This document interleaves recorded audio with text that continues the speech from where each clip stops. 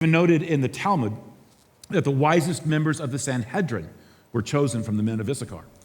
But here's what intrigues me. It was the nature of their wisdom. In the first book of Chronicles, it says very simply that this was the nature of the wisdom of the men of Issachar. They knew the signs of the times, and they knew how Israel should then respond. Signs of the times and how to respond. That's intriguing to me. To know the signs of the times is more than just headlines and tweets. It's knowing what is significant among the happenings of our world, events and movements and trends and ideologies and currents and worldviews. It's knowing what is shaping us and what is forming us and molding us. That's not all. The men of Issachar didn't simply know those signs, they knew how to live in light of them. And I want to talk about both of those dynamics and what was kind of given to me as kind of like an overblown seminar type of atmosphere that we're going to have. So what I want to do is walk through some of that, and then we'll just kind of throw it open for Q&A. First, what are the most important signs of the times? Well, there's so much to choose from in our world, but I think when it comes to the mission of the church, two are absolutely decisive and clear. First, that we now live in a post-Christian world, and second, there has been a digital revolution. In other words, our mission field has changed, and then the way that we communicate with that mission field has changed. First, let's talk about the new reality of it being a post-Christian world. There's only been three eras in relation to the Christian church and the Christian faith. You have the pre-Christian era, the Christian era, and then now the post-Christian era. I think most of us have heard about the rise of the nuns. The nuns are the religiously unaffiliated. When asked about their religion or faith affiliation on various surveys and polls, they don't answer Baptist or Catholic or any other kind of faith. They simply say, I'm nothing, or they check the box none. When I first began researching and writing about the nuns, they made up 1 out of every 5 Americans, which made them the second largest group in the United States, second only to Catholics. Not only that, they were the fastest growing religious group in the nation. The most recent research shows that has now grown to now almost 1 out of every 3 adults in the United States. They're still the fastest growing. They are not simply so living in and being shaped by a post-Christian cultural context. They don't even have the memory of the gospel. So that's first. That's our new mission field, post-Christian. The second sign of the times is that there has been a digital revolution, which has to do with the way that we communicate, the way that we reach out to our mission field. The speed by which this technological revolution has taken place is just stunning. While baby boomers can't remember a world without TV, millennials can't remember a world without computers, Gen Z doesn't know a world without constant, immediate, convenient access to the internet. When Steve Jobs announced that the original iPhone was just nothing more than a combination of 3 different products, an iPod, a phone, and internet connectivity, even he had no idea what had been unleashed. But make no mistake, the iPhone changed the world. Pulitzer Prize-winning New York Times columnist Tom Friedman once wrote, "What the heck happened in 2007?" Only he didn't say heck.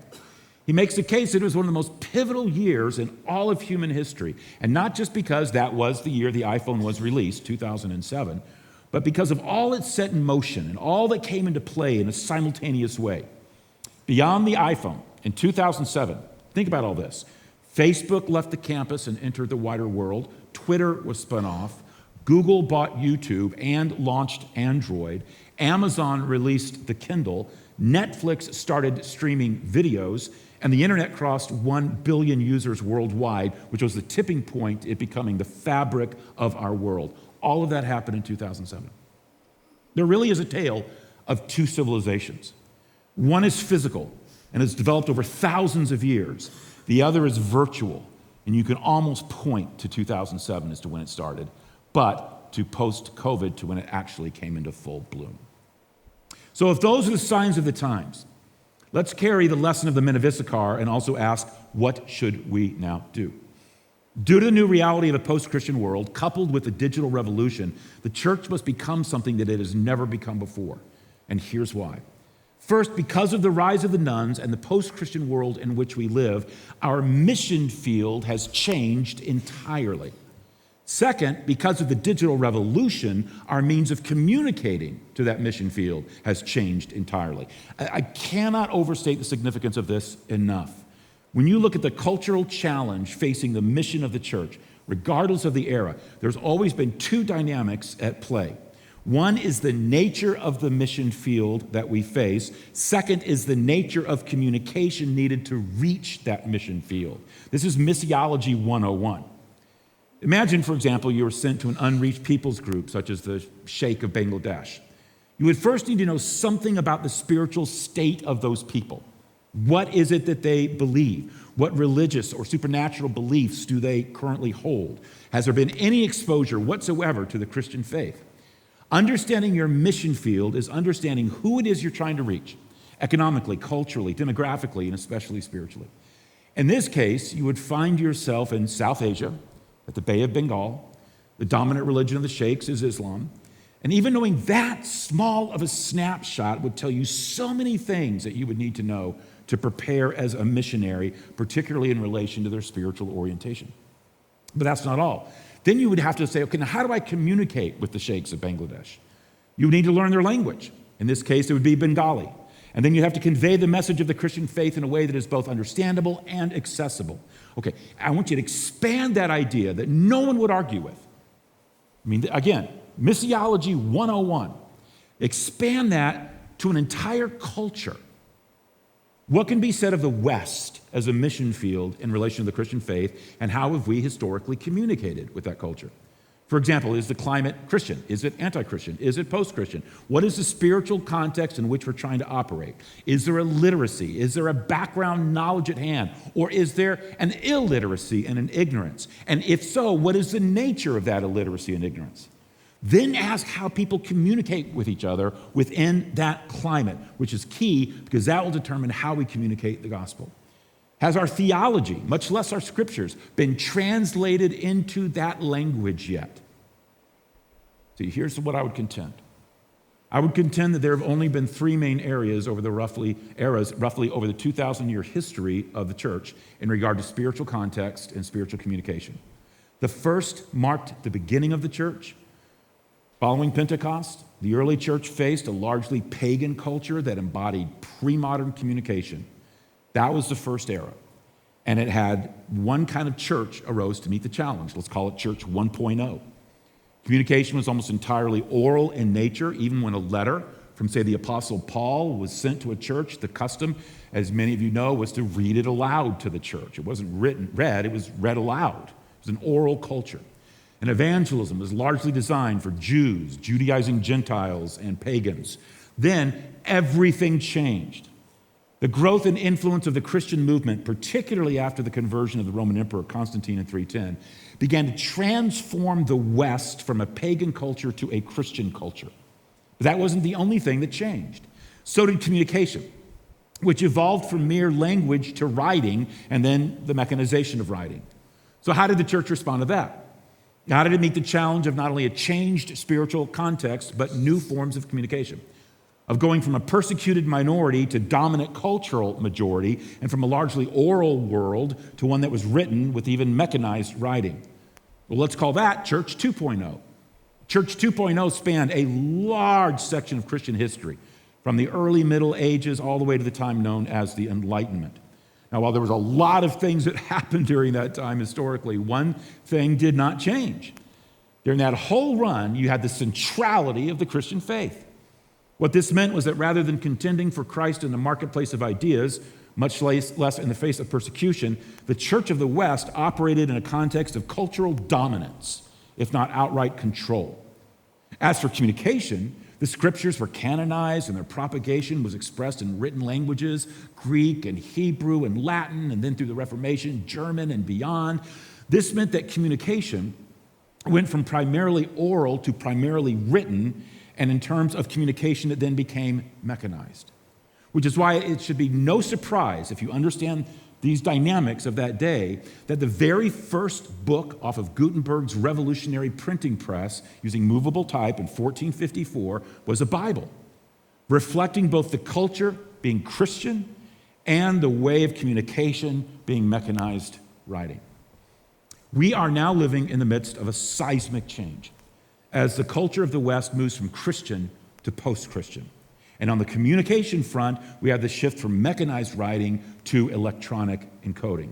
We are now living in a post post-Christian digital world. So what kind of church will rise to that challenge? Well, let's call it Church 3.0. Church 3.0 is a church that embraces the new cultural terrain, which is post-Christian, and the new way of communicating, which is digital in nature. Knowing that you're trying to reach a post-Christian world, not pre-Christian or Christian, and knowing that you're going to have to do it by and large digitally, or at least take advantage of digital, will prove to be, and this is an overused term, but this is one where it fits, a paradigm shift of absolute seismic proportions. This is only the third missional era in the 2,000-year history of the church. By missional era, I mean only the third type of mission field and only the third change in the nature of communication to that mission field that we've had to navigate in 2,000 years. In terms of spiritual climate and the nature of communication, this is only the third great cultural revolution in light of our mission since the birth of the church.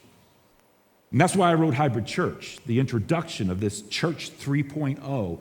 And by hybrid, I mean a community of faith and being a church for the unchurched, and simultaneously having a physical and a digital presence. We'll unpack that a bit more as we go on. And the need for this model, though, wasn't created by COVID. It was just accelerated by COVID. You know, it's really interesting. We're looking back now, and we're learning some things that I think are important for us to learn.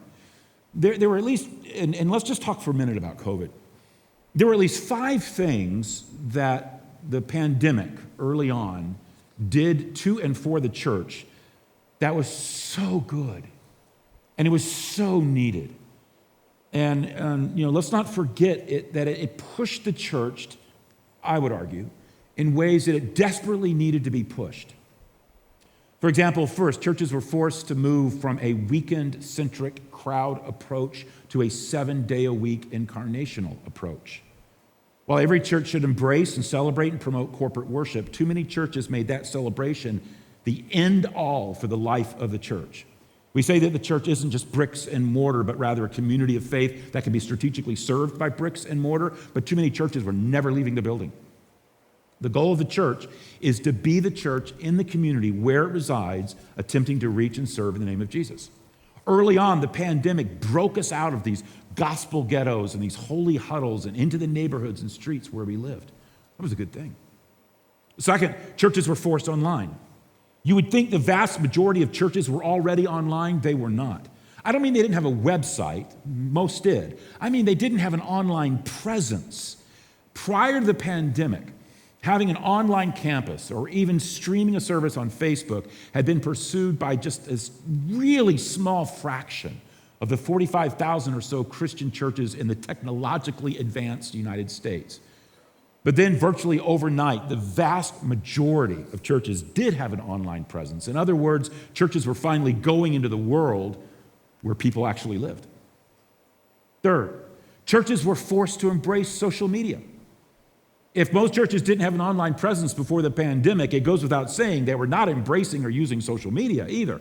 One study found that pre-pandemic, only 15% of the churches were using what was then called Twitter or Instagram. Yet as churches had to quickly learn, social media is the communication network of the modern world. It's how people relate. It's how they get their news. It's how they feel relationally touched. In essence, the pandemic forced churches to learn to communicate the way people they were trying to reach were communicating. Fourth, churches were forced to innovate and forced to change. Necessity, it has been said, is the mother of invention. It's also the mother of change. When you're forced to stop doing things the way that you were doing them, but you still have to soldier on with everything, you're forced into new ways of thinking and new ways of acting. Long ago, Ralph Naber wrote a book called The 7 Last Words of the Church, and his whole point was the 7 last words of any church are always, "We've never done it that way before." In the nick of time, at least for many churches, they were having to say, "We must do things like never before." And that takes a church from 7 words before death to 7 words before life. Well, finally, churches were brought back to mission. When all of your practices and ways of doing things are stripped away, you're left with something raw and unfiltered, and that is your real reason to exist. When faced with, say, the inability to meet for a Sunday service, you're forced to ask yourself, okay, so what were we trying to do through that Sunday service? And then you get about doing it. Well, those were all good things. But then just as we found our footing, just as we were being kind of dragged, kicking and screaming into the 21st century in terms of our approach, just as we were making inroads, as we've never made them before, at the first opportunity to gather again in person, so many churches went back to business just as it had been, just business as usual. I can't begin to tell you how many pastors and church leaders I heard express that the key to everything being solved, everything getting back to normal, was just the ability to start meeting again. And they said they hoped they would never again hear the words Facebook streaming for the rest of their lives. But then came the seismic shock. They didn't come back, did they, friends? They didn't come back. They didn't return in droves. Things did not get back to normal. And the reason had little to do with the pandemic, which only provided the smokescreen. See, churches had been in decline in attendance for some time leading up to that. Again, what the pandemic did was just accelerate everything that was happening culturally and widen the effect of the two seismic cultural changes I've been talking about that hold enormous impact for the life and mission of the church: the new reality of a post-Christian world and the digital revolution. This is the new normal. So why didn't we go with the opportunity for change that the pandemic gave us? The change that we initially made and we could have stayed with. In his book, Think Again, Adam Grant writes of three prevailing mindsets of our day. He calls them the preacher, the prosecutor, and the politician. With each, we take on a particular identity. We use a different set of tools. If our personal, closely held beliefs are challenged, he said, we tend to go into preacher mode and deliver sermons to protect or promote our beliefs. If we detect or recognize flaws in another person's reason, we go into prosecutor mode and we marshal arguments to prove them wrong and make our case. If the goal is to win over an audience, we go into politician mode and we begin to lobby and campaign for approval. The risk, says Grant, is that we become so wrapped up in preaching that we're right, prosecuting others for being wrong, and politicking for support that we don't ever bother to rethink our own views. Grant calls for a fourth mindset, that of a scientist. He writes, if you're a scientist by trade, rethinking is fundamental to your profession. You're paid to be constantly aware of the limits of your understanding. You're expected to doubt what you know, be curious about what you don't know, and update your views based on new data. But being a scientist, he points out, is not just a profession. It's a frame of mind. It's a mode of thinking that's just different from preaching, prosecuting, or politicking. Now, I hope that Grant's use of preaching in a semi-pejorative way and his highlighting of scientists in a favorable way doesn't figure so literally in your mind that you want to defend the role of sermons and lambaste the secular scientific mind and thus fail to get his larger point.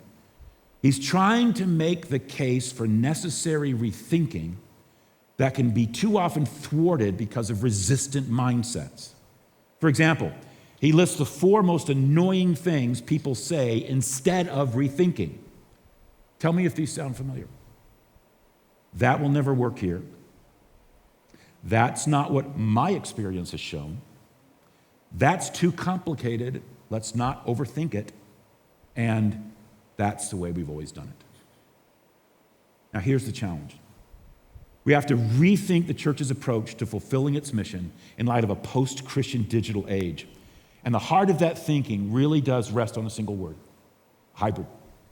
When we talk about a hybrid vehicle, we're talking about something that uses two or more distinct types of power, such as a submarine that uses diesel when surfaced, batteries when submerged, or a car that runs on both gas and electricity. When we're talking about a hybrid church, you're talking about a church that is harnessing two types of power: the physical and the digital. The digital revolution has taken place. There's absolutely no going back. And churches will either embrace the new world, which means the new mission field and the new way of reaching it, or it will become obsolete and irrelevant and out of touch with the world it's trying to reach. Churches will have to embrace the digital along with the physical. They'll have to go hybrid. And not just have to, it's the key to fulfilling the mission. This is how you're going to grow the church from the unchurched. There was a recent Hartford study that found that those who have currently have embraced a hybrid model, they've not only posted a higher virtual attendance, which you would expect, they've also found that those who have embraced the digital with the physical, have more in total worship, physical and digital combined, greater likelihood to have grown over the last 3 years in worship attendance. They have higher giving rates. And in some research that just came out that I actually just blogged about this morning, churches that have emphasized online and in person versus ones that just emphasize in person, that those who emphasize online, digital, 72% of all of those in its attendance orbit read scripture regularly outside of weekend services. In-person churches, in-person only, or that emphasize in-person over the digital, only 32% read the Bible outside. So the hybrid model is actually the key to discipleship. Better discipleship, better evangelism, better everything. So what does going hybrid entail? If it's not purely physical and it's not purely digital, what kinds of digital additions to the physical are we talking about? Well, there's a lot in the book, and there's a lot that could be gone on about that, but let me just give you one example. One example. An actual digital campus of your church online. Now, first, let me tell you what an online campus is not. It's not a Facebook stream of your in-person weekend service. It's not a video of your weekend service parked on YouTube. It's not a live stream of your in-person service that people can watch through your website. An online campus is an online campus. It's a digital campus that is akin to a physical campus in every possible way. It has set service times that you attend where you're greeted by hosts and chat rooms. It just exists and is engaged digitally. There are staff and pastors ready to meet you and engage with you. In fact, it's staffed in almost every way you would staff a physical campus. You're introduced to online opportunities for children's ministry and adult classes, as well as select in-person events.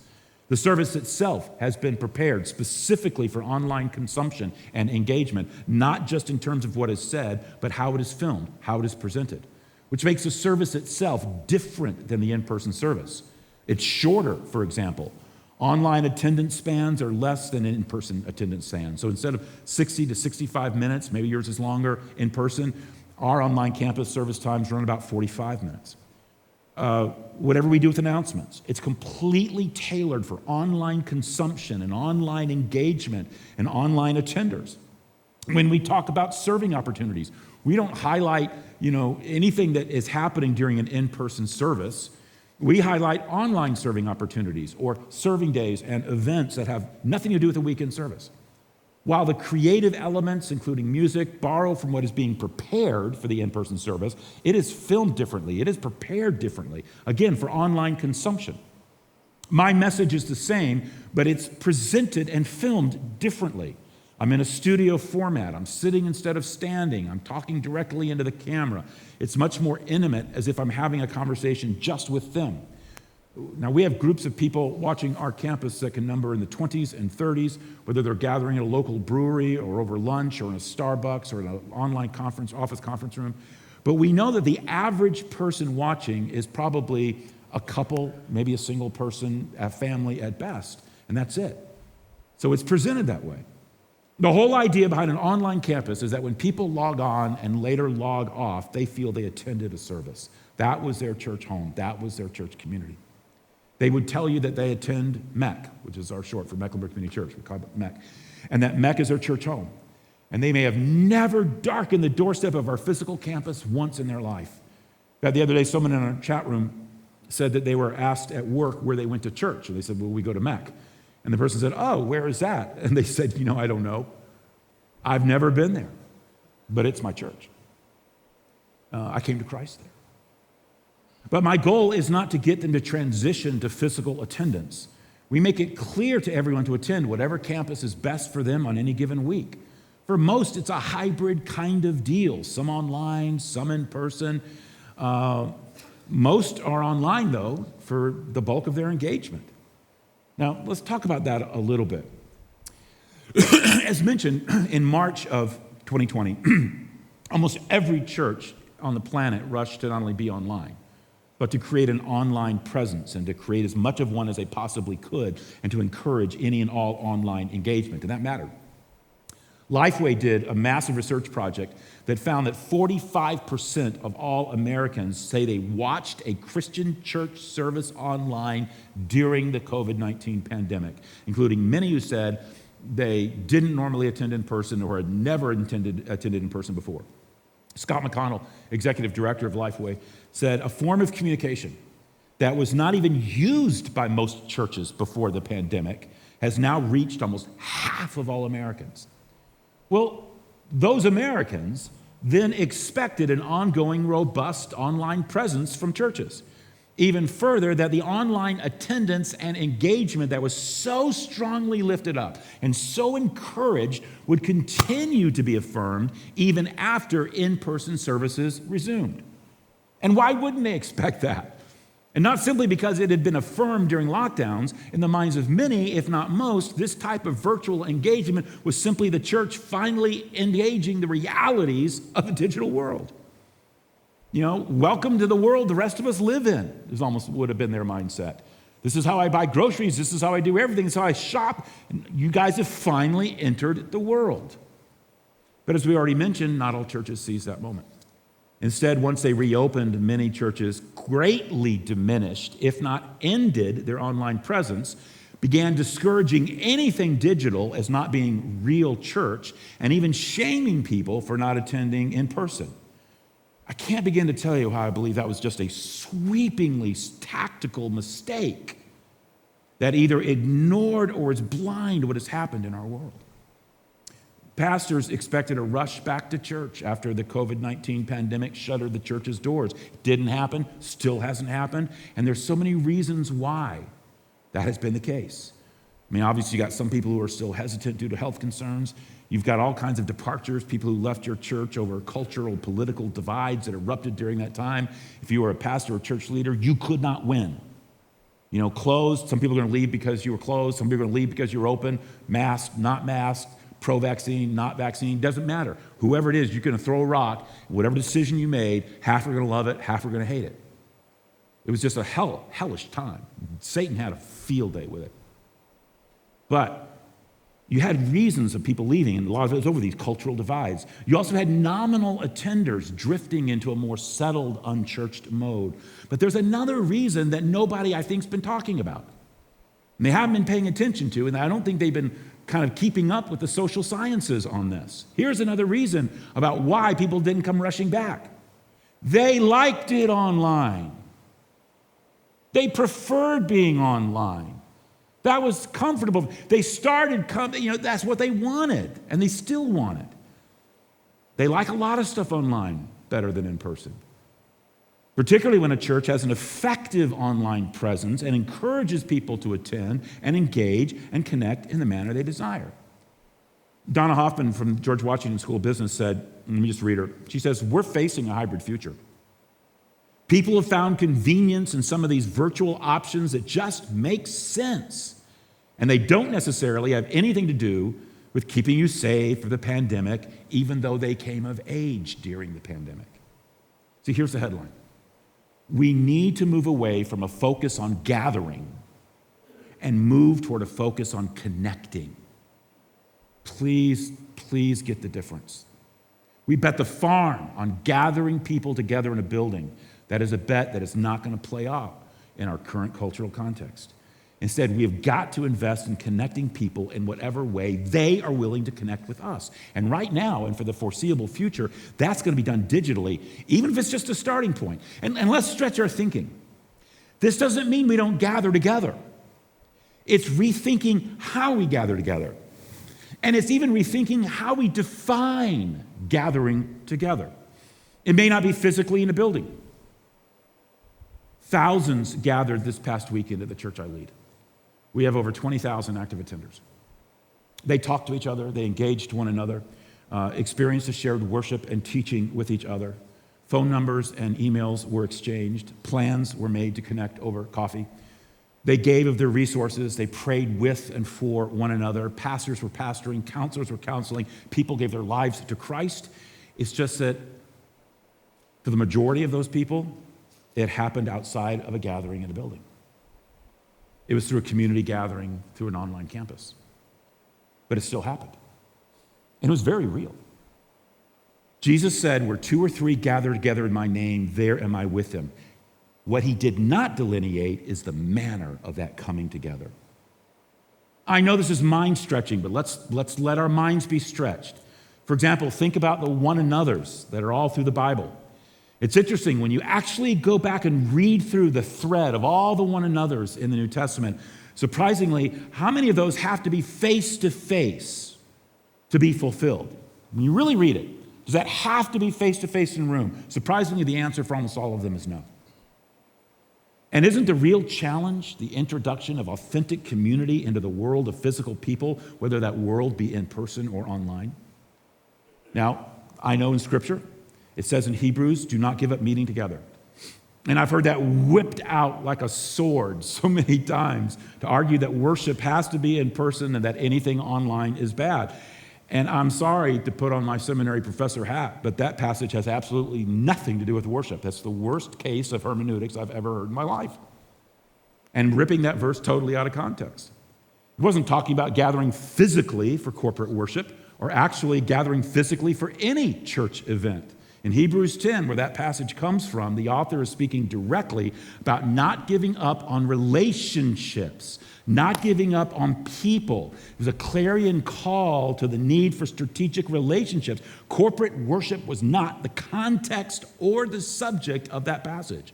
It was all about the importance of Christians spurring one another on, encouraging one another to not give up doing that in the context of a world that's demanding perseverance. In fact, the phrase, not give up meeting together, is the Greek word translated give up, speaks of desertion and abandonment. In other words, don't abandon each other relationally. You need each other's support. And I can support and encourage someone virtually as well as physically unless their need is a physical one. See, there's just a new normal. There's no going back. There's been a digital revolution, which means there's no going back from the necessary online engagement that was accelerated during the pandemic regarding the church. Let me just read you what a cable news report interview proclaimed. It said, church as we've known it for the past few generations is over.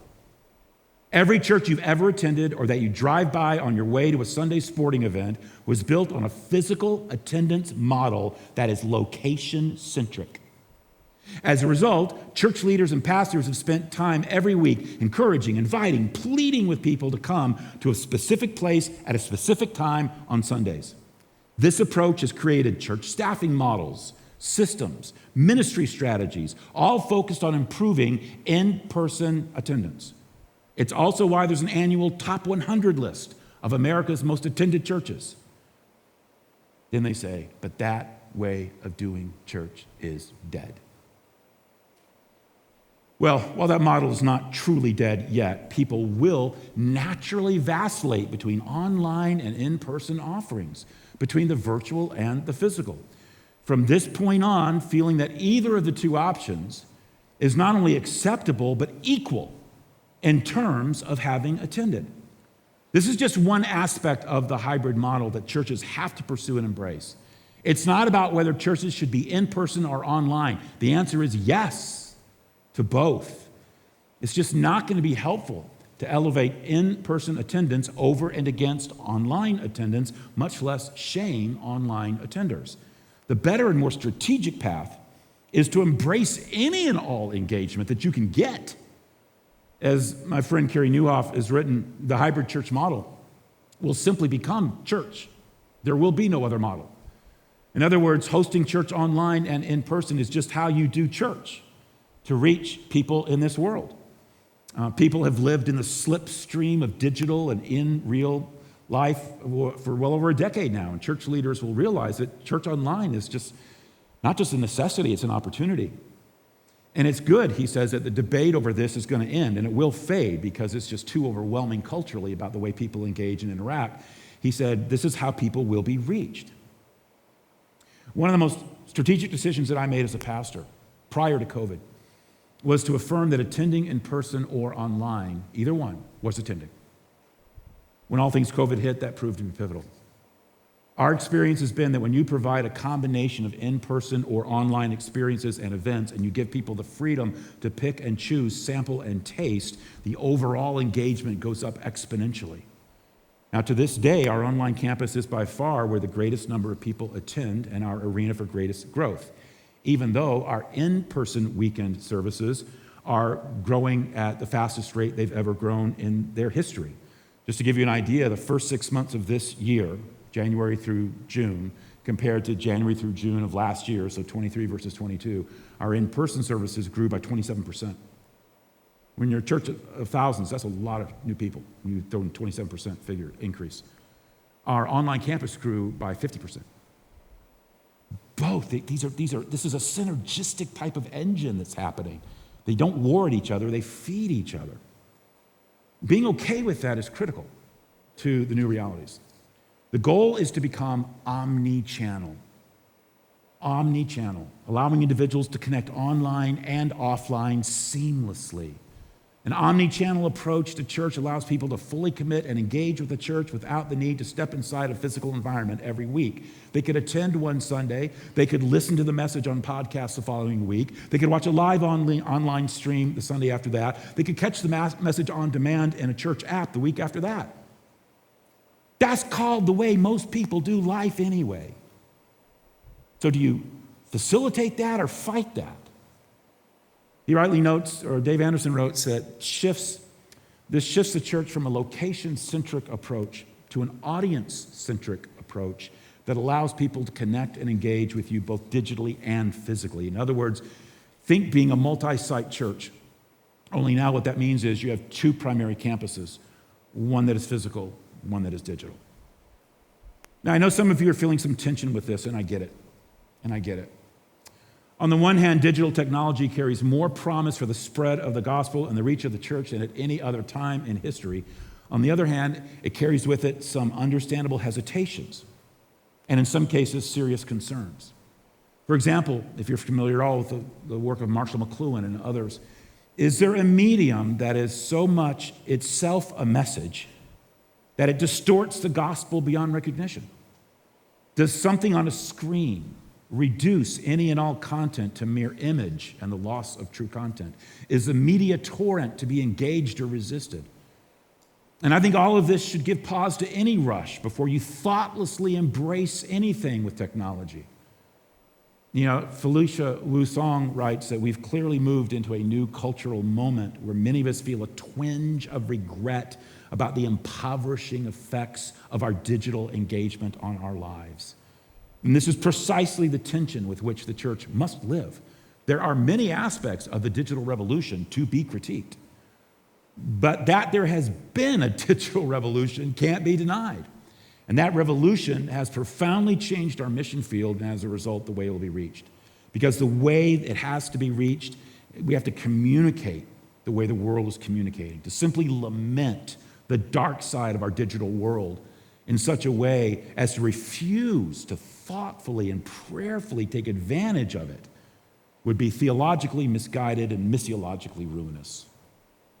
In his book, The Shallows, Nicholas Carr gave a lot of warnings about the internet, but he also said that Google, after all, may yet turn out to be just a flash in the pan. No one is that naive today.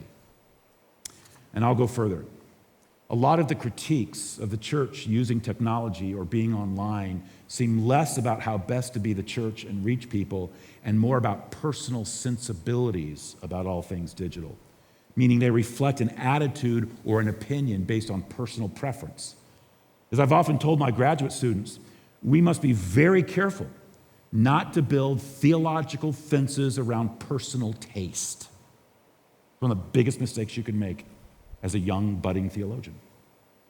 And I do sense that there are many who simply don't like it when a church embraces the digital world. They don't want to read a book on Kindle.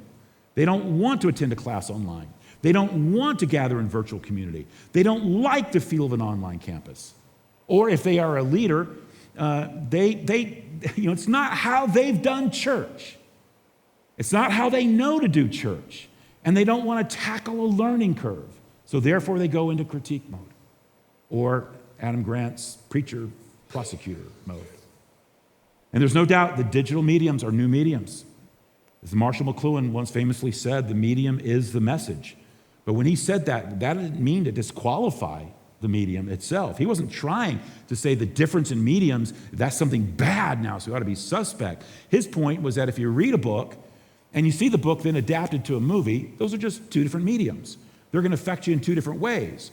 And he went on to say, if you read him carefully, and when the book becomes a movie, may actually be a better communication, may actually get through more, make more of an impact. He wasn't disparaging toward it. Here's the headline that the church has to wrestle with. The reality of our moment is that digital mediums are the way our world communicates, the way our world relates to each other. There can be little doubt, such as J. Kim says, that in a digital age, we still need an analog church, meaning real people, real places, real things. The digital revolution does not mean we have stopped being human with real human needs. But in our world, the inescapable reality is that the only way to continue the human interaction and subsequent transformation that the church uniquely provides is we've got to do it by bridging the digital divide. It'll take the digital to both maintain and in many areas where it is desperately needed, call people to the physical. What is needed is for every church to thoughtfully engage the digital tools at our disposal for the sake of the evangelistic cause. It is simply a fact that most, if not all, of the church's initial contact with a lost world will be digital in nature. We've just got to use these mediums as a bridge over which to cross in order to connect with the world, in order to call them back to God.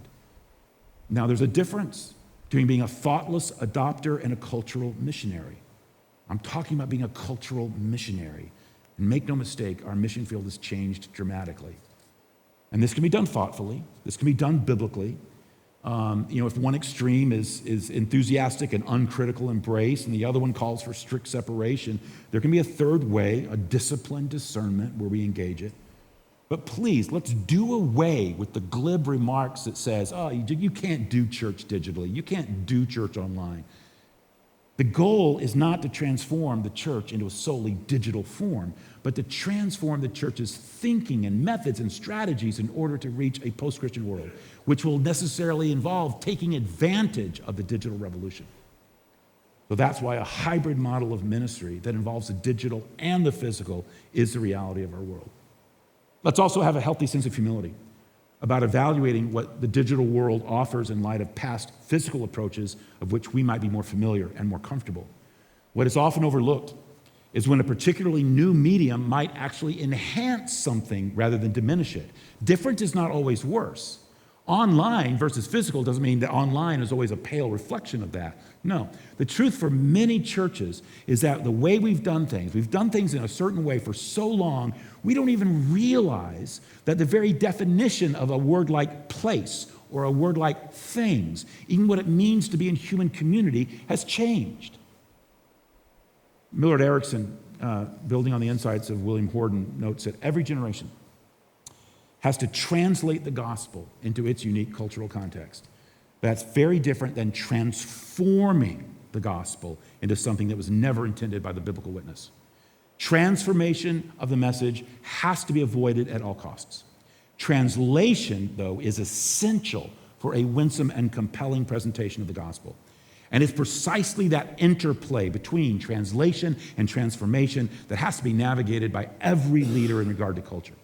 If transformation takes place, you've simply abandoned orthodoxy for the sake of warm bodies, and the tickling of ears does not exactly have a welcome spot in the biblical materials. If translation takes place, well, then you're intentionally building bridges of understanding, but you're retaining your prophetic voice in the marketplace of ideas. So transformation is heresy. Translation, though, is the heart of our mission. It reminds me how the early Christian church had an interesting nickname that I find a lot of Christians aren't even aware of. You know what the earliest nickname was? I know that the first time we were called Christians was in Antioch, but you know what happened as early as the 2nd century, what became our nickname? We were known as the Third Way. The Third Way. It was a reference to how some, and again, we've got that dated back to the 2nd century. It was a reference to how some religious expressions of that day catered to culture by co-opting and reflecting it. Others isolated themselves from it. But as Gerald Sitzer has written, the first would have undermined the uniqueness of their belief system and way of life. The second would have kept them on the margins, safe but irrelevant. Instead, Christians were neither. Instead, they chose a third way that simultaneously engaged the world while not compromising their beliefs. As we commonly say, they were in the world, but they were not of the world. There is nothing needed more in our post-Christian digital world than men and women committed to the third way, the way the church has been from day one. People will have the unfiltered gospel in one hand and the internet in the other, with a heart beating for the lost in between. So rather than decry a church's foray into technology or the online world or the metaverse, consider just following Jesus' metaphor of salt and light and realizing that this is where that will take us. And a lot of people don't understand, I find they already have a diminished understanding of what Jesus was saying with those metaphors. They don't, and even with what salt was used for. Salt was one of the most useful and most important elements you could possess, but it wasn't because of taste or seasoning. It had nothing to do with that. That was not its primary aim. The primary aim of salt, it was a preservative. They didn't have refrigerators. They didn't have freezers. You couldn't put things in cans, so they would use salt to keep the food from spoiling. For example, if you had a piece of meat or some fish that you couldn't eat right away, you would take some salt and you would rub it into the meat in such a way that it would keep the meat from decay. When Jesus said, I want you to be like the salt of the earth, in other words, I want you to live in such a way that your presence acts like salt. Here's how John Stott phrased it. He said, the world is putrefying. It can't stop itself from going bad. Only salt introduced from outside can do this. The church is set in the world as salt to arrest, or at least to hinder, the process of social decay. God intends the most powerful of all restraints within sinful society to be his own redeemed, regenerate, righteous people. But Jesus also called people to make a difference by being the light of the world. So whereas salt is about taking a stand, light is about revealing what is real, showing the way. And so letting our light shine is having what Christ, truth about what Christ wants to do in everyone's life, be widely known. So you can think of it this way. Salt is a negative influence, meaning it works against something. Light is a positive influence. It's trying to bring something. Both are needed for our influence. We work against moral and spiritual decay. We work for truth. Again, as Stott writes, you can hardly blame unsalted meat for going bad. Don't get mad at the culture. How can you blame something unsalted for going bad? It can't do anything else. The real question is, where's the salt? That's who's to blame. Where's the salt? And that includes the online world. And if we fail in that mission, if the salt loses its saltiness or the light is put under a bushel, Jesus makes it clear it's absolutely worthless. And this disturbs me because I just find some Christians who think the goal is to retain as much salt for themselves and in themselves as possible. They think the way to keep salt from losing its saltiness is to retreat from the world, to make sure that you don't interact with it, you don't get polluted, so you don't lose any of your saltiness. It's the exact opposite of what Jesus is saying. Exact opposite. He's saying the way to lose your saltiness, the way to be irrelevant, to have no influence at all, to make the salt in your life meaningless, is to never have it interact with the decay of the world. Not only will that ensure the world dies, but it'll ensure that your church will too. This is the way salt works. It's either used proactively or it becomes destructive to the one who has it. You know that that's true. Think of the Dead Sea. Why is it dead? Having no life in it at all. It's because it has such heavy mineral content that the water can't support life of any kind. It's so full of minerals it chokes out life. But why is it so salty it's dead? Because there's no outlet for the water that flows in to then flow out. And if it doesn't flow out, it stagnates. It doesn't stay fresh. It can't support life. It dies. Same way with your body. If your bodies don't give off salt through perspiration, we retain water, we become bloated, and eventually we have all kinds of medical complications, including death. What's true in nature and true of our bodies is true for the church. The goal is not to keep ourselves as salty as possible by retreating from the world, but to keep ourselves as salty as possible so we can give that salt to the world, and precisely where it is decaying the most. You know, in this case, instead of the medium being the message can shape the medium. It reminds me of a story Malcolm Muggeridge told of taking Mother Teresa into a New York television studio to appear in one of the morning shows. It was the first time Mother Teresa had been in an American television studio, ever. And as a result, she was completely unprepared for the constant interruptions for commercials. And on that particular morning, all of the commercials dealt with food, trying to get people to eat a certain food or, switch to this food or food that was non-fattening or food that was non-nourishing. And Mother Teresa, noted Muggeridge, looked at them with a kind of wonder. And let me just read his words here. Her own constant preoccupation being, of course, to find the wherewithal to nourish the starving and put some flesh on human skeletons. It took some little time for the irony of the situation to strike her. When it did, she remarked in a perfectly audible voice, "I see that Christ is needed in television studios." Yes, he is. Which brings to mind another story. The impetus behind the posting as we're approaching Halloween. The posting of Luther's 95 Theses on All Saints' Eve, October 31st, 1517. The impetus was the sale of indulgences, as I'm sure many of you know. An indulgence was the pardon granted by the church of the punishment due a person for their already forgiven sins. In essence, it borrowed from the storehouse of merit earned by Jesus and the saints. The idea was that the head of the church was in charge of the storehouse of these kitchen passes. In Luther's time, the granting of indulgences had been vulgarized and commercialized by professional pardon peddlers like Johannes Tetzel. Tetzel worked Luther's part of the world, and it pushed Luther over the edge. All you had to do was pay a certain sum, and you receive a full escape from any punishment in purgatory. No confession needed. You could even arrange to buy an indulgence for a friend who was already dead and gone. And Tetzel had a little song, and he would say as he walked through the streets, and he did it when he went through Wittenberg. When a coin in the coffer rings, a soul from purgatory springs. Give me your money. Posting a response on the front door of a church, which was a glorified bulletin board in those days, seems mild by most standards. It was also relatively common for the day, a regular feature of university life and the typical way of giving notice for a debate. At the University of Wittenberg itself, it was a relatively small, obscure institution, a rather small town back then made up of dirty streets and mud houses with straw roofs. So when Luther posted his 95 Theses, there was no expectation save the prompting of a little bit of local debate. Instead, a revolution was born that led to the Protestant Reformation and the upending of the political and ecclesiastical order throughout all of Europe.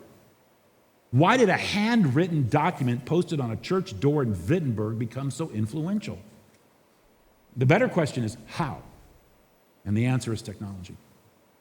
A few decades earlier, a new invention, the printing press, had come into play. And German printers sensed that Luther's broadside might sell. So as an entrepreneurial venture, they set the 95 Theses into type, printed them, and reproduced them.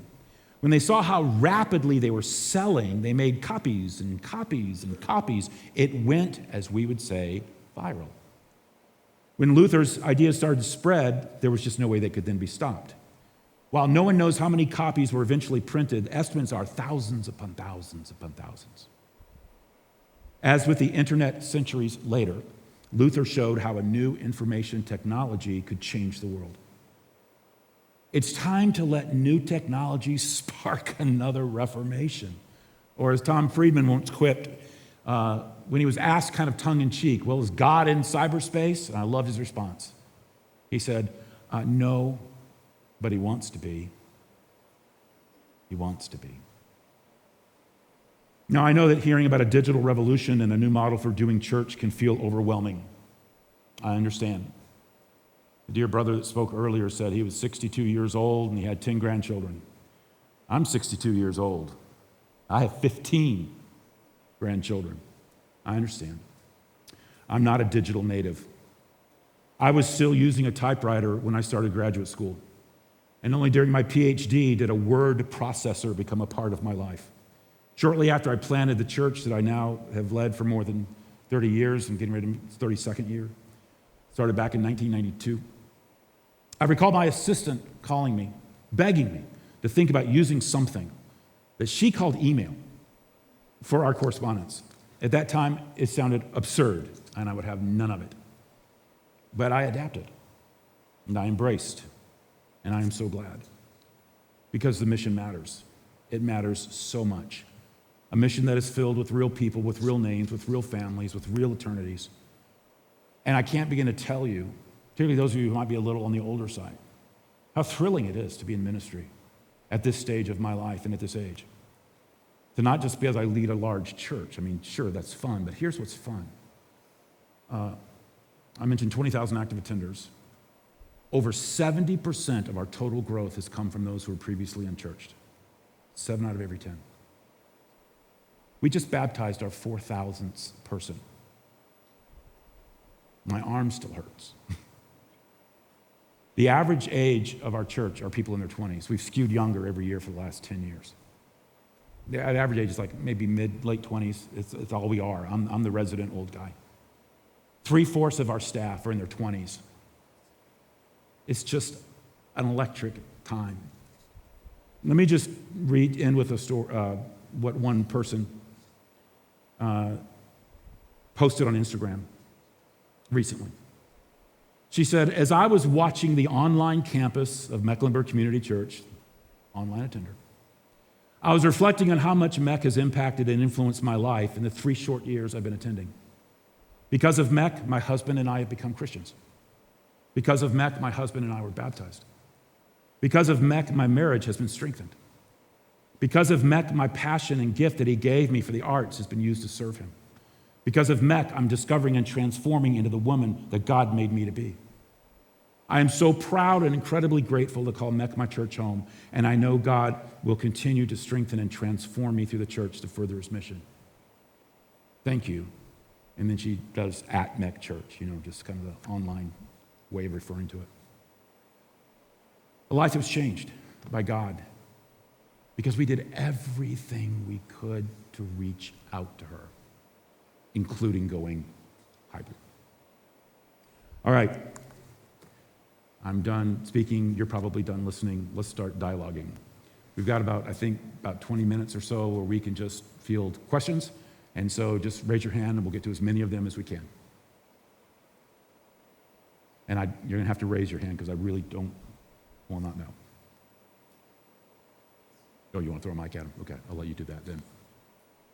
And it can be anything at all, anything I said, anything about the church, anything you want to ask. We'll just make this whatever best serves you.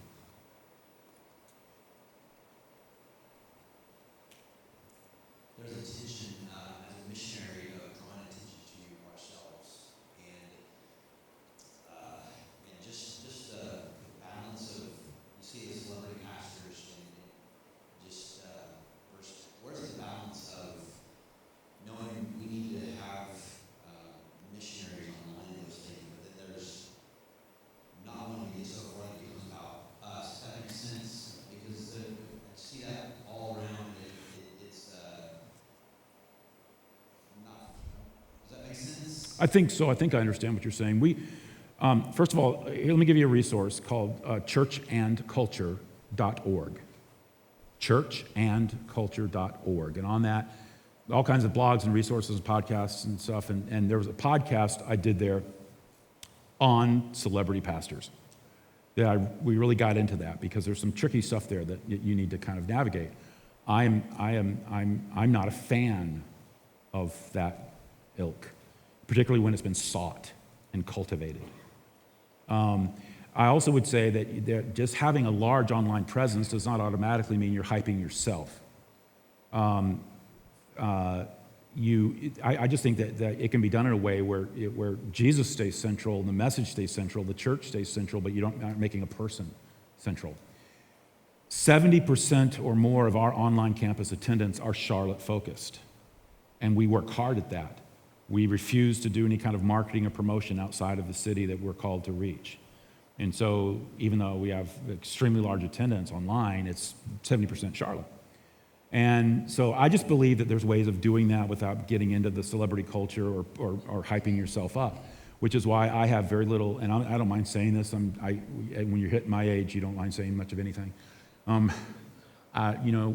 you like the whole preachers with sneakers and wearing, $500 shoes and glitzy stuff, and it's all about you, it's all about hype, and it's all about promotion.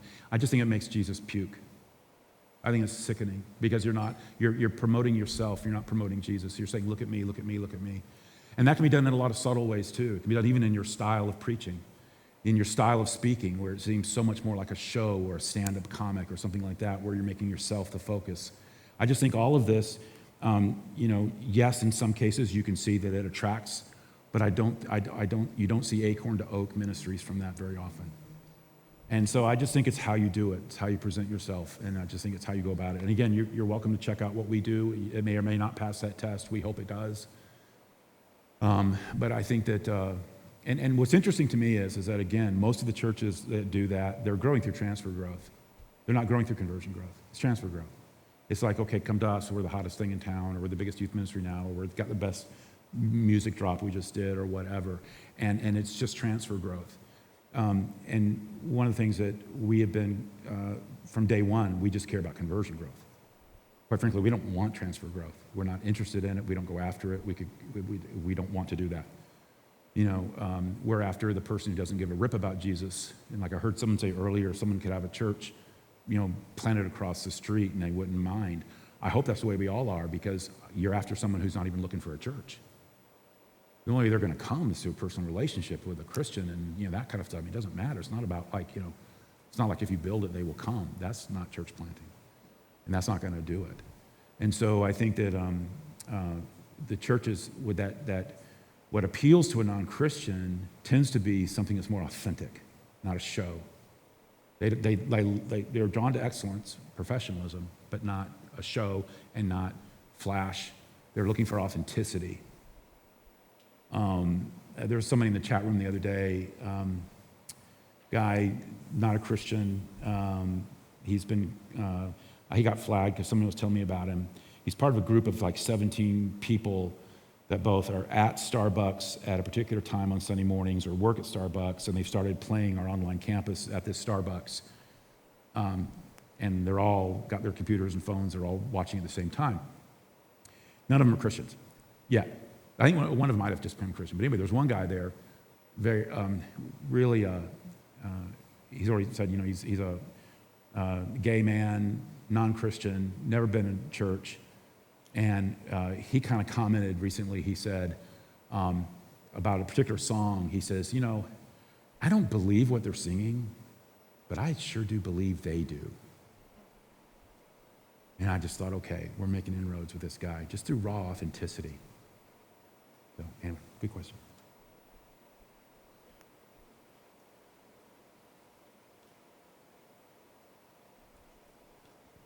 Thanks, Dr. White, for being with us. I just had a question concerning the digital campus. Actually, a couple of questions. One concerning that, could you speak to how the Lord's Supper or communion is done in that setting? And also just, what is your church membership? Is that something that you have, or is there a digital campus? First, do we have through our online campus, do we have sacraments? Yes, we do. We have the Lord's Supper. We even had just recently our first online baptism. And let me tell you what that means so that you don't get theologically and instantly discombobulated. Because I'm a theology professor, PhDs in systematic theology, so I care very deeply about these things, but I also force myself to try to think about it freshly. Okay, so here's how we do the Lord's Supper. And let me take you all the way back to the first church I ever pastored, which was a county seat First Baptist church outside of where I went to seminary. Southern Baptist Church. And the deacons had a ministry long preceding me where on Communion Sunday, they had this little communion kit where after the service that day, they would fan out in pairs of two and visit anyone who was a shut-in or was in the hospital who could not be there as part of the community of faith physically. And they would bring the Lord's Supper to them. And I thought it was a beautiful ministry, just a beautiful ministry. we'll meet with them, pray with them. We know you could be with us. We're here as an extension of the church together. It was sent out under the authority of the pastor and the authority of the church, and it was just, I thought it was a beautiful thing. When we made the move to all things hybrid and we were thinking this through, that story came back to my mind. It was an extension where we felt comfortable giving the Lord's Supper for people who weren't present there at the moment that we did it as a church body. So here's what we do on online campus. We tell people in the front end, look, in a few moments we're going to be celebrating communion, Lord's Supper. Go ahead right now and get some juice and a little bit of bread or whatever, something like a cracker or something like that. And so that you're ready. And then we lead, a pastor leads it and officiates it through that online campus and it's live. It's a live event. It's not taped. And so it's saying, leading them through it biblically and theologically. And also, if you're not a believer yet, don't participate. Just all the kinds of things you would do. But it's a live online thing that is completely officiated by a pastor. And to me, theologically, I don't have any problem with it. We're gathered together through that means. And it's just a way of bringing the Lord's Supper to people, because many of those people might be online campus who are shut-ins or in the hospital, just like they were back in that day. We were deacons. We're just doing it this way. In terms of baptism, the way we do that is that, we began with what has to be in place, we felt biblically. And that meant that for us, our theology, and I know that in this setting that this is not going to be radical, we felt it needed to be baptism by immersion. And we don't do infant baptism, so it's believers' baptism by immersion. And it needed to be public profession of faith as a sacrament of the church under the leadership and authority of the pastoral leadership of the church. And that we wanted to screen everybody before they were baptized, make sure that we had their testimony. We really knew that this was a legitimate Christian baptism. Everything we would do in person. So we do that. When people fill out a baptism form that gives their testimony, and we have that. If there's any questions there, a pastor calls them and talks to them. They have to have access to a bath or a sauna, a hot tub, pool, whatever, river, lake, anything, wherever they are. And they have to have the technology set up so that they're part of a large Zoom meeting, so that it's the public profession of faith, and others join on through the online campus. So you might have, a couple thousand people from MEC showing up just to watch and being part of the public profession, as well as the friends and family they've gathered. And then I'm on camera in front of a baptismal, and I can see all of them on the Zoom page and lead them into baptism. And I have kind of a proxy that I'm doing, and they all get baptized at the same time, all public profession, all in front of friends and family. And it's beautiful because we have found that it's had some things that we didn't realize it would have. For example, they felt more comfortable inviting their non-Christian friends and family to their baptism than they did the in-person ones. And even though our baptisms are we have several a year, but our baptisms, and they tend to be large. We tend to baptize, kind of on the low end, 50 or 60, up to like 150 or 60 per baptism. And even though it's a big, huge party, they still felt more awkward doing that. But they say, hey, just come over to the pool, come over to the house. Just, they got more non-Christian friends there. The second thing we found out that we didn't think about, was that how many wonderful stories there were of people with special needs who had real issues with crowds and noise and things, and very much made a legitimate, that there weren't mental issues and complete commitment to Christ, but they just were overwhelmed because they were on the spectrum to a certain degree or something. And so we were able to serve a lot, and also people who in wheelchairs and other things where it was just easier to do it in their pool than in a baptistry. And so we found that we were reaching a lot of people who just said that was just the better way for them to handle it logistically. So we do that.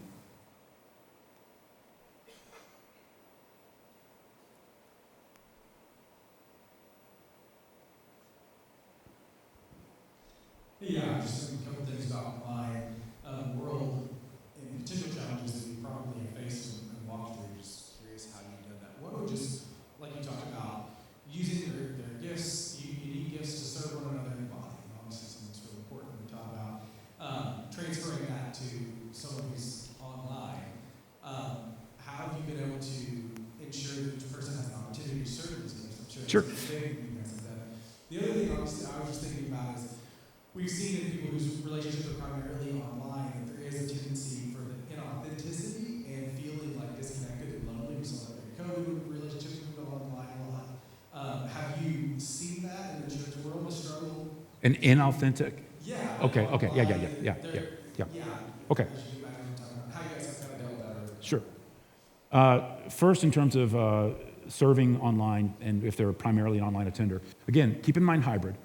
If you're online, and we're assuming that most of our folks are in Charlotte, that they have an ability where, okay, they might be attending online, but they can still serve in person in embodied ways.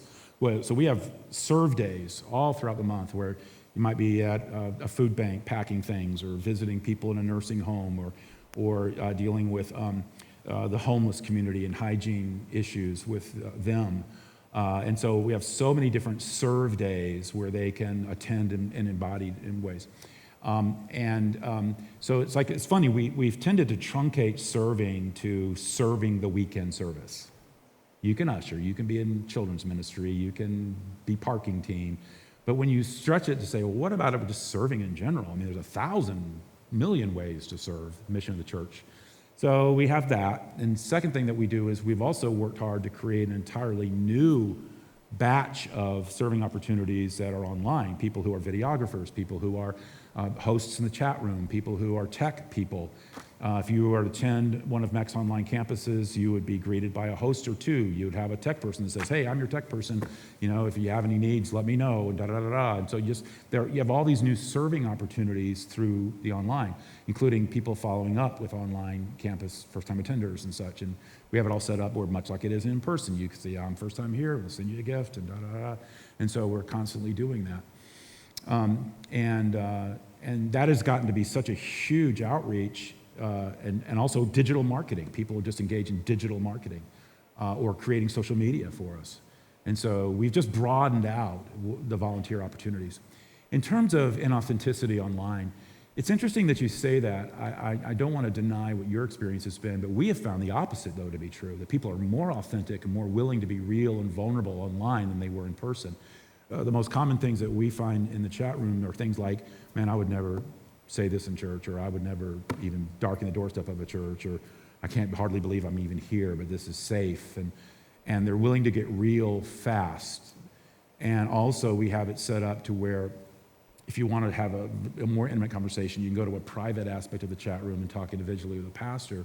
And our pastors will say that they have had the conversations that they're having online are far more vulnerable, far more real, far more authentic than what they have in person. Because there's like a safety to do that. And so, yeah, that's been our experience.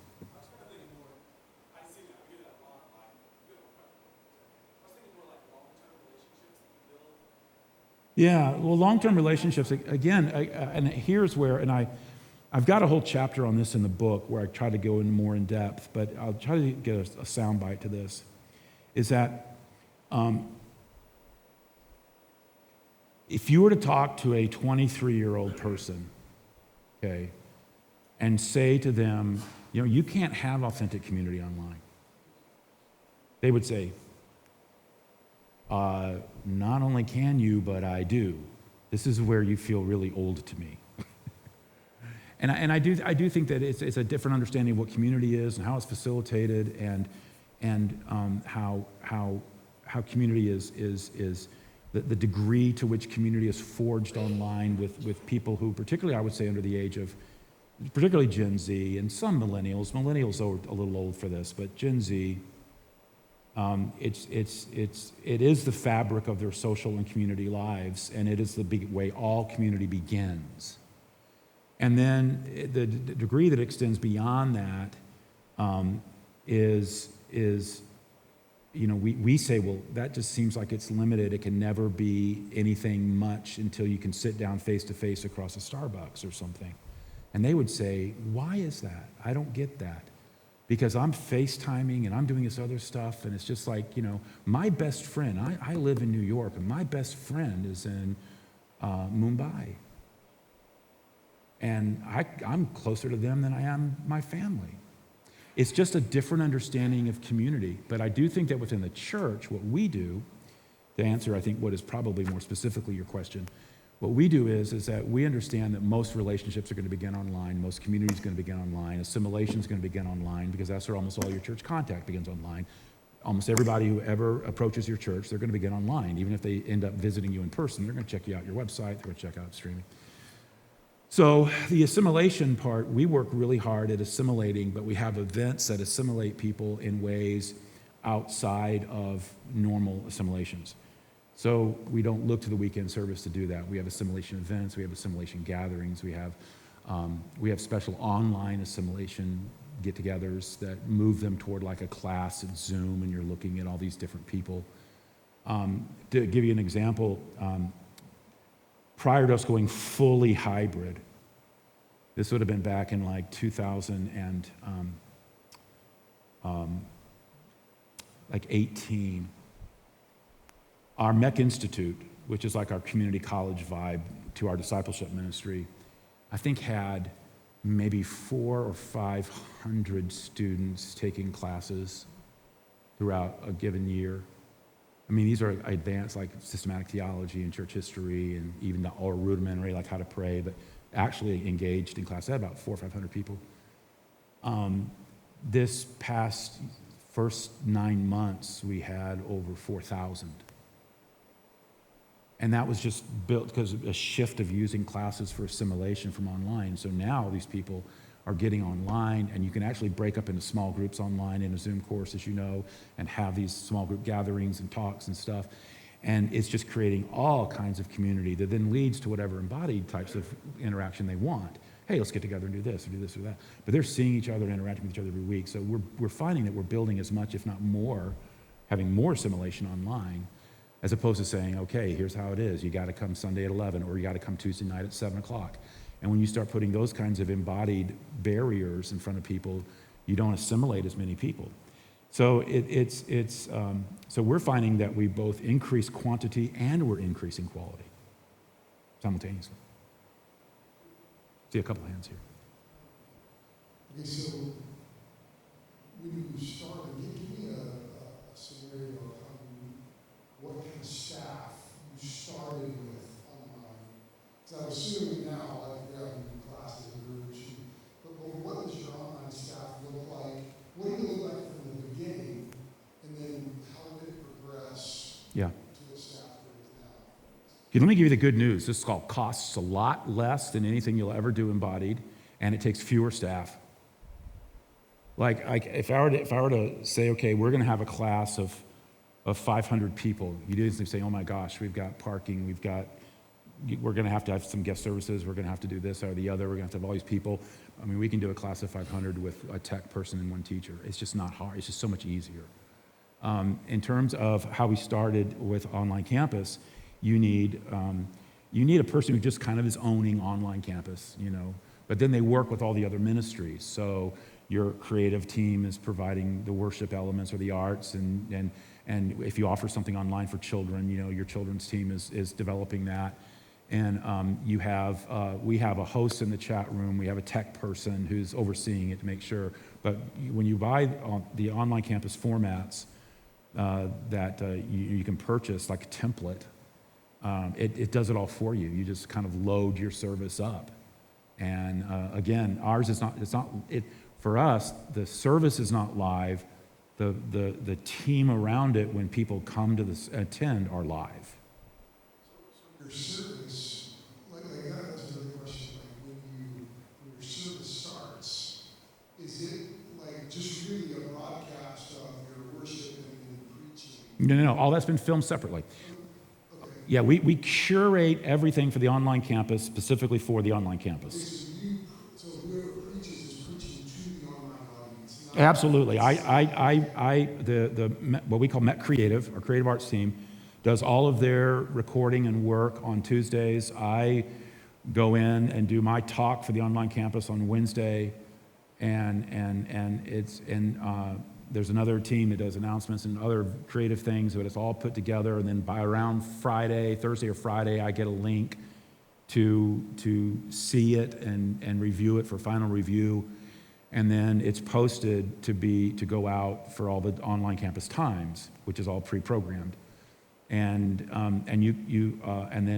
when you go, the chat room instantly goes live, and then that's filled with live people. That's filled with staff or volunteers or hosts or tech people and everything, greeting people. Hey, hi, so it very much is a live event, feels very engaging, but everything was curated and prepared on the front end.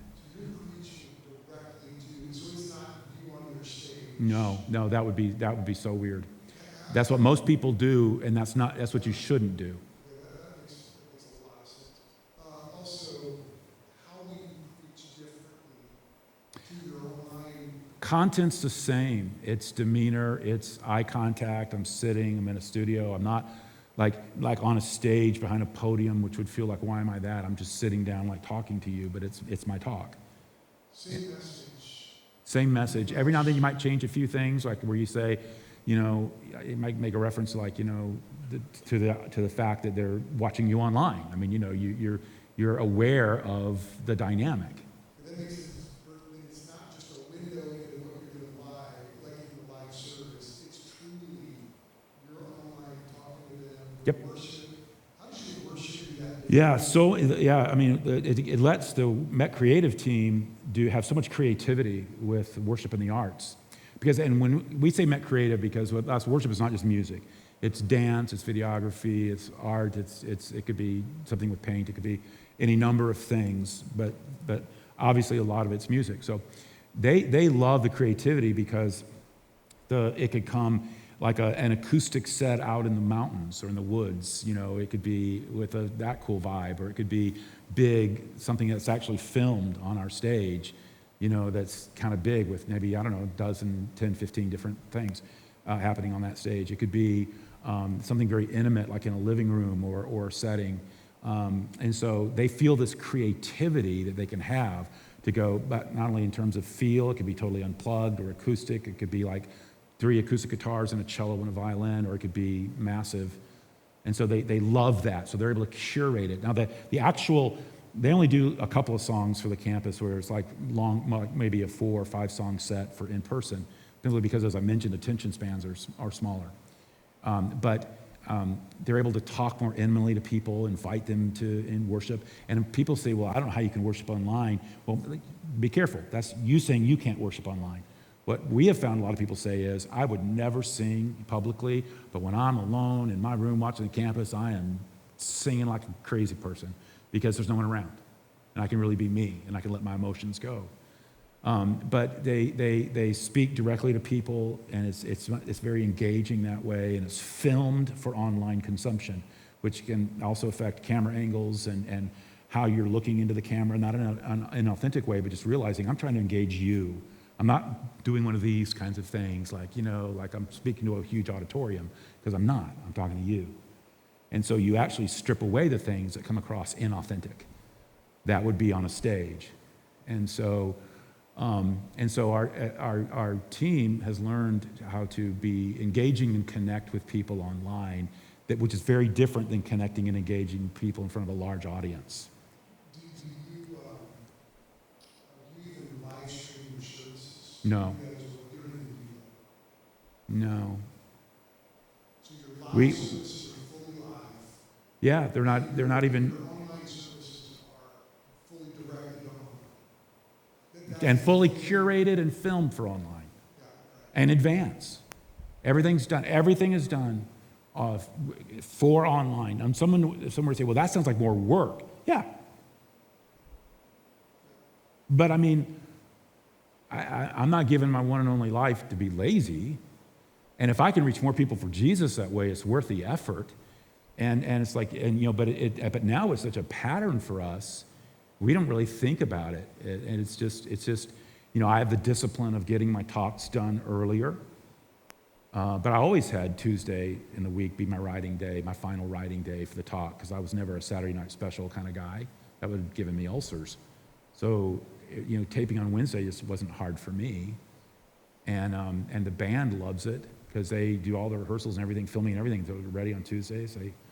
Everybody loves it. It puts us as a church in a great discipline so that, when the weekend comes, the in-person comes, we're just that much more finely honed. But understand, for us, we don't see the weekend as the show. For us, that online campus is everything. We're constantly reminding ourselves of that. Hey, there's going to be several thousand people here this weekend in person, but guess what? There's going to be between 10 and 15,000. And, you know, like what's happening online? Like, we know that's our biggest venue. That's our biggest campus. That's our largest attended campus. And we take that very seriously. And so we put, if anything, we put almost all of our effort into that as much as we possibly can. I think that right there is the really difference that most of us have thought online campus is just a window to what is going on in our state. And that's a really interesting. Yeah. Well, I think I've gone past my time, if I understood that right. You guys have been very patient and everything, haven't been too squirming, so thank you for letting me speak with you.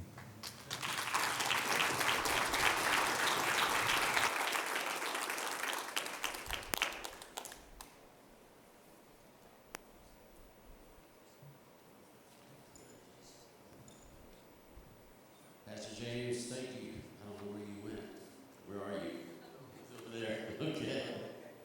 Thank you for coming over here to the great city of Tulsa from the beautiful state of North Carolina. We used to go to the Smokies on vacation on our way to Ridgecrest. Beautiful place over there. But this is a beautiful place too, so we thank you for coming. And Hess, thank you for hosting us here. People have been a blessing. Jesse, thank you for that great worship. Didn't they do a great job? Thank you.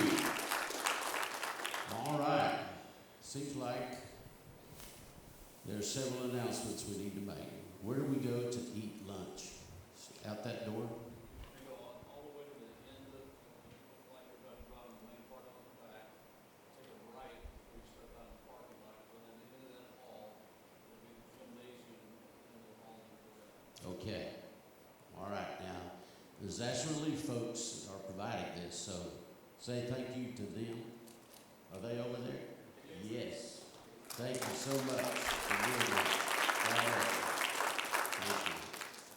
Thank you. Now, is anybody just struggling with what you've been confronted with? There's some heads going like this. And it's challenging. Let me encourage you to be a learning leader. And lead your church leaders to be a part of a learning organization. Don't get locked in. Don't let that phrase, the seven last words of the church, we never did it that way before. It is a changing world. But the gospel, still the same. And God's going to continue to use you to make a difference. Thank you for letting us be a part of this. Let's keep moving forward, keeping our eyes on Jesus. Thank you, Jordan, for being a great president. And thank you, Jim, wherever you are. Thank you for being a secretary, stepping in for Darryl back here, who gave us 41 years. Is that what it was? Something like that. So, Jim, you've got a great track record to embrace. So stay with it. Okay. At lunch, get to know somebody you don't know. Reach out to another pastor, another person. Introduce yourself to them. Let's build our community together. It's a challenge in the metro area. This is not a county seat town where you drive in and everybody knows everybody. You've got to reach out. You've got to put forth an effort and get to know that person, our persons. Thank you for being here. Let's stand together. We'll pray. And I hope you have a great day and a great day Sunday as you come together with your people. You may want to do an online service and put it out there before Sunday. Feel free to do that. Lord, we love you so much. We thank you for TMBN, for the churches that are a part of this network. Thank you, Lord, that we can serve you in this dynamic city. We thank you, Father, for the good news of Jesus, for the calling that's on our lives, Lord. Thank you for our people, Lord, that are here. Every believer has a calling. Every believer has a ministry. You gifted them to serve you. Thank you, Father. Our minds have been stretched today. Thank you for a cultural missionary like Pastor James. Bless him there in Charlotte.